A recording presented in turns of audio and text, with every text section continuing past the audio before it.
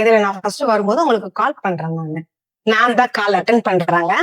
Attend பண்ணதுமே நான் நினைச்சேன், என்னடா நம்ம நம்பர் எதுவும் மாத்தி கீத்தி போட்டோமா அப்படின்னு நினைச்சேன். ஏன்னா பண்ணதுமே அட்டென்ட் பண்ணிட்டாங்க இல்லையா? ஏன்னா மத்த இடங்கள் அது பண்றது கிடையாது. எனக்கு ஒரு ஷாக் ஆயிடுச்சு. இன்னொரு டைம் நம்பர் நல்லா செக் பண்ணிக்கிறேன். செக் பண்ணதுமே பாக்குறேன், இல்ல நம்ம கரெக்டா தான் கால் பண்ணிருக்கோம் அப்படின்ட்டு. மேம் கரெக்டா ஆன்சர் பண்ணாங்க. பண்ணதுமே பேசிக் ஒரு கொஸ்டின் கேக்குறாங்க.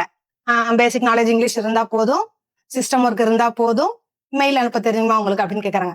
என்னடா இப்படி பார்த்து கேட்டுட்டாங்க, நம்மளே பார்த்து ஒரு மெயில் அனுப்ப தெரியுமான்னு கேட்டுட்டாங்க. எனக்கு சிரிப்பு வந்துச்சு, நான் சிரிச்சுட்டேன் வேற. அனுப்புவேன் மேடம் அப்படின்ட்டு. அப்புறம் தான் தெரியுது, மெயில் செக்ஷனுக்குள்ள வரும்போது நான் என்னைய பார்த்து நானே சிரிச்சுக்கிட்டேன். நமக்கு ஒண்ணுமே தெரியல அப்படின்ட்டு. அதாவது எக்ஸ்போர்ட் பிசினஸ்க்கு தேவையான அளவுக்கு நமக்கு மெயில் ஆப்ஷன் நமக்கு தெரியல அப்படின்றது கிளாஸ் ஃபுல்லா போகும்போதுதான் நமக்கு தெரியுது. அந்த விதத்துல இப்ப நான் கொஞ்சம் சாட்டிஸ்ஃபை.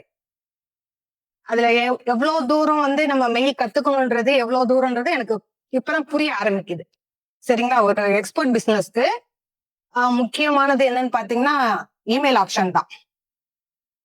மெயின் ஹார்ட் பீட்னே நம்ம சொல்லலாம்.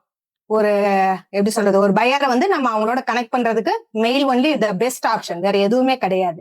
ஸ்டார்டிங் டு எண்ட் இதுதான் நம்மள கேரி பண்ணிட்டு போது. ஒரு சக்சஸ்ஃபுல் டீலிங் நம்ம முடிக்கிற வரைக்கும் மெயில் தான் கரெக்டான பொசிஷன். வேற எதுவுமே எக்ஸ்போர்ட்ல கிடையாது. அத இங்க நீங்க கரெக்டா சொல்லி கொடுத்த வரைக்கும் I am most satisfied sir.